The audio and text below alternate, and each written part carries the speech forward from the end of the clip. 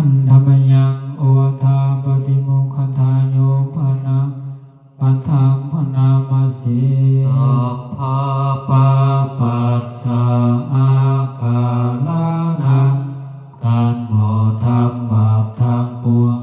กุศลสุปาสัมปทาการทำกุศลให้ถึงพร้อมสัจจิตตาปาริโยธาปานังการสำละจิตของตนให้เขาสะอาดเอตังพุทธานาสาสนัง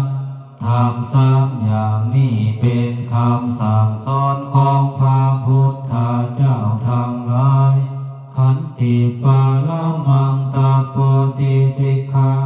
ขันติคือความอดกั้นเป็นธรรมเครื่องเผากิเลสอย่างยิ่งนิพพานังปาระมังวาทันติพุทธา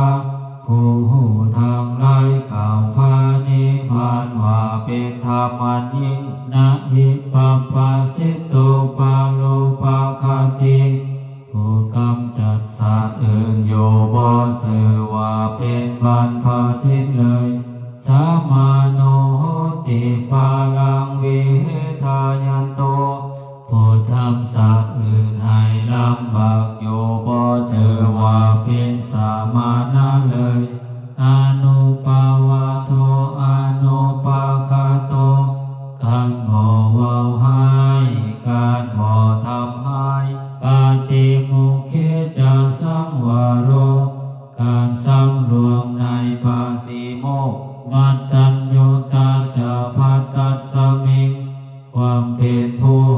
ปามาณในการบริโภคปันตัญจะสาญานาสนังการนอนการหลังในที่อันสงัดอาทิจิตเตจะอายุโคความหมั่นประกอบในการทำจิตให้ยิ่งเอตังพุทธานาสาสนังธรรมเหล่านี้เป็นคำสั่งสอนของพระพุทธเจ้าทั้งหลายอาติตังนันวะคามายานาปฏิกังเขอานาคตังบุคคลบ่ควรตามคิดถึงสิ่งที่ล่วงไปแล้วด้วยอะไรและบ่ควรคานึกถึงสิ่งที่ยังบ่มาถึงญาตาติตัมปะหินันตังอปัตตัญจะอนาคตังสิ่งที่เป็นอดีตก็ผ่านไปแล้วสิ่งที่เป็นอนาคตก็ยังบ่มา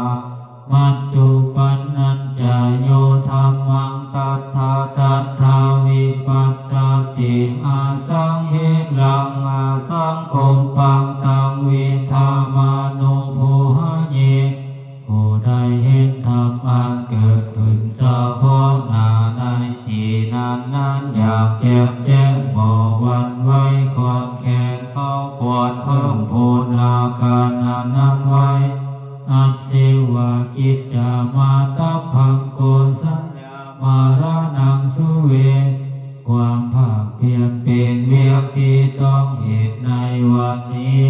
ภัยเจ้าหูความตายแม้แต่จะมีในเมื่ออื่นใด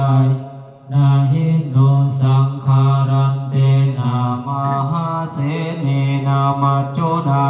เพราะการผ่อนพันต่อมัจจุราชที่มีเสนาหลายย่อมบ่มีสำหรับเฮาเอวังเวหาเลมาตาเปงอาโหรัตตามาตันหิตังตังเวภาเตกาลัตโตติสันโตอาจิคเตมุนีติมุนีผู้สงบเก่าเอิญผู้มีความเพียรอยู่แบบนั้นบอกเกียรติขันทางกลางเวรและกลางคืนว่าผู้มีชีวิตอยู่เพียงลาทีเดียวก็น่าสมดังนี้สัพพะปะปัสสะอาคาสังฆธัมโมหิสารังอานาติโต เรามีความแก่เป็นธรรมดาพอล่วงพ้นความแก่ไปได้พายาธิธรรมมงเหพายาธิอานาติโตเรามีความเจ็บไข้เป็นธรรมดาพอล่วงพ้นความเจ็บไข้ไปได้มาลานาธรรมมงเหมารานังอานาติโตเรามีความตายเป็นธรรมดาพอล่วงพ้นความตายไปได้สัพเพมิปิเยหิมานาเปเหนานาภาโววินาภาโวเราจะละเว้นเป็นต่างๆคือว่าเราจะต้องพัดพรากจากของหักของเจริญใจทั้งหลายทั้งปวงกรรมัสสะของเหตุกรรมมาทายาโทกรรมมาโยนิกรรมมาพันธุกรรมมาปฏิสารโนเรามีกรรมเป็นของตนมีกรรมเป็นผู้ให้ผลมีกรรมเป็นแดนเกิดมีกรรมเป็นผู้ติดตามมีกรรมเป็นที่พึ่งอาศัยยังกรรมังการิสามิการะญาณังวาปาปะกังวาตัสสะทายาโทภาวิสามิเราจะทำกรรมอันใดไว้เป็นบุญหรือเป็นบาปเราจะเป็นทายาทคือว่าเราจะต้องได้รับผลของกรรมนั้นสืบไปเอวังอัมเหหิอาภินทังปัจจาเวคิตาพังเราทั้งหลายควรพิจารณาอย่างนี้ทุก